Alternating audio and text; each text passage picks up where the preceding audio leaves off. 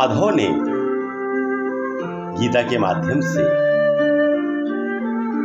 कुछ उन रहस्यों को भी हमारे सम्मुख खोला है जिन पर आमतौर पर बड़े बड़े संतों की भी दृष्टि नहीं पहुंची थी। दूसरे अध्याय के 47वें श्लोक में उन्होंने कर्म करो और फल की चिंता न करो, इस पर काफी जोर दिया था। हमने अपने 8वें, 9वें और 10वें एपिसोड्स में, अर्थात 8वीं, 9वीं और 10वीं कड़ी में इस पर काफी चर्चा की है। एक बार फिर स्मरण कराता हूं उस श्लोक को। कर्मण्ये वाधिकारस्ते मा फलेषु कदाचन मा कर्म फल हेतुर्भूर्मा ते संगोस्तु कर्मणि। इस एक ही श्लोक पर हमने 3 कड़ियों में बात की है। कारण स्पष्ट है। ये संपूर्ण गीता में सर्वाधिक महत्वपूर्ण श्लोकों में से एक है। कर्म को केशव ने बड़ा महत्व दिया है। वे बार बार कर्म पर ही आपका अधिकार है, इस बात को भी समझा रहे हैं।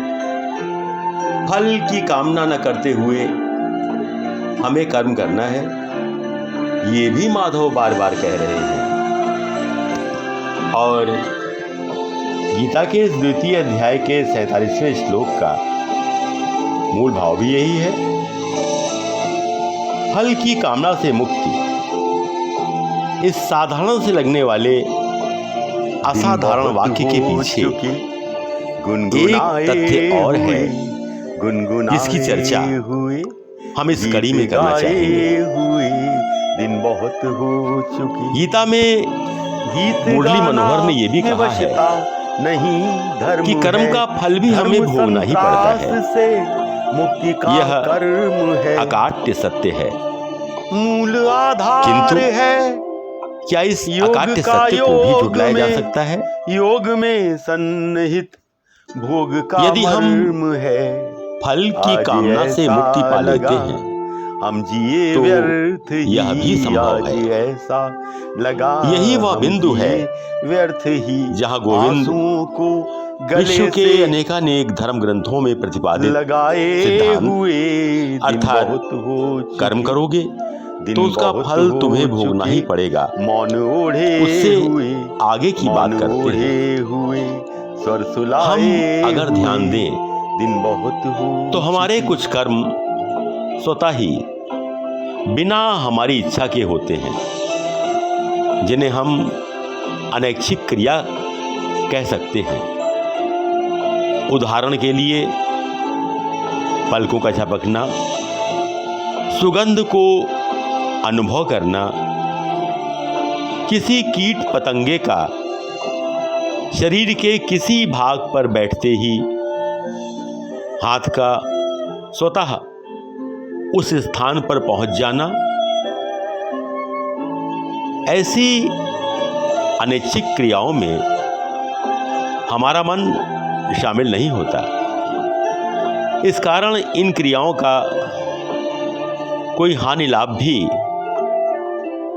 हमें नहीं भोगना पड़ता। किंतु वे क्रियाएं जिन्हें करते समय हमारा मन उसमें शामिल होता है, अर्थात ऐच्छिक क्रियाएं, उनके करते समय उनके परिणाम अर्थात फल का ज्ञान भी हमें रहता है और हमारे मन में उस फल को प्राप्त करने की कामना भी। कर्म कोई भी हो, किसी भी प्रकार का हो, उसका फल या तो शुभ होगा या अशुभ, और हम इस शुभ अशुभ को भी स्वयं ही भोगेंगे, ये भी तय है। किंतु यदि मन को इतना शोधित कर लिया जाए कि पलक गिरने उठने की स्वाभाविक क्रिया की तरह ही हम कर्म तो करें, बेशक उस कर्म का फल कुछ भी हो, लेकिन हमारे अंदर उस फल को भोगने की कामना न हो, अर्थात हम उससे मुक्त हो जाएं। यही निष्काम कर्म है। वेद ने कर्म के 3 प्रकार बताए हैं: नित्य कर्म, नैमित्तिक कर्म और काम्य कर्म। नित्य कर्म वे हैं जो हमें प्रतिदिन अनिवार्य रूप से करने ही चाहिए। वेद ने इनकी व्याख्या करते हुए इनके 8 प्रकार बताए हैं: ब्रह्म मुहूर्त में निद्रा त्याग, देव, द्विज और ऋषि स्मरण, शौचादि कर्मों से निवृत्ति, वेदाभ्यास, यज्ञ, अध्ययन और भोजन और लोक कार्य। वेद कहता है कि इन्हें करने से पाप का क्षय होता है। पाप के विषय में हम पहले ही व्याख्या कर चुके हैं, फिर भी स्मरण करा दें। पाप अर्थात मन में अपराध भाव के उदय से मानसिक कष्ट। ये नित्य कर्म समय के अनुसार परिवर्तित हो सकते हैं, किंतु मूल रूप से तो यही रहेंगे। ये उपरोक्त वर्णित 8 कर्म तन और मन को स्वस्थ रखते हुए जीवन में प्रगति का मार्ग प्रशस्त करने का सामान्य सा रास्ता है। अब आप स्वयं सोचिए, ब्रह्म मुहूर्त में उठना हर किसी को प्रफुल्लता देता है, सकारात्मकता लाता है और दिनचर्या को व्यवस्थित करने का प्रथम चरण है। देव, द्विज एवं ऋषि अर्थात वे विद्वान जिनके विचार, जिनके अपने अध्ययन चिंतन से प्राप्त सूत्र जीवन को सुंदर बनाते हैं, उनका स्मरण अर्थात उनके उन सूत्रों का, उन अनुभवों का स्मरण और उनके संचित ज्ञान का अभ्यास। शौचादि से निवृत्त का अर्थ तो स्पष्ट है, और वेदाभ्यास से आज के युग में तात्पर्य अपने संचित ज्ञान को दोहराना है। और यज्ञ अर्थात वो कोई भी कार्य जो आपने अपने लिए नियत किया है, उसे भली प्रकार से करना। अब आप स्वयं विचार कीजिए, यदि ये सब उचित रूप से हो जाए तो जीवन क्यों नहीं सुखद होगा।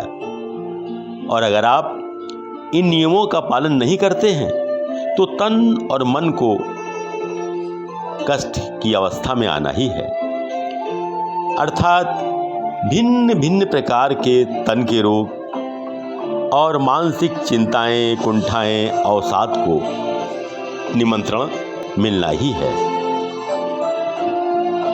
नैमित्तिक कर्म वे हैं जो किसी निमित्त अर्थात किसी निश्चित फल की कामना से किए जाते हैं। जैसे वैदिक काल में पुत्र प्राप्ति हेतु पुत्रेष्ठ यज्ञ की परंपरा, और काम्य कर्म वे कर्म हैं जो किसी भी कामना से किए जाते हैं।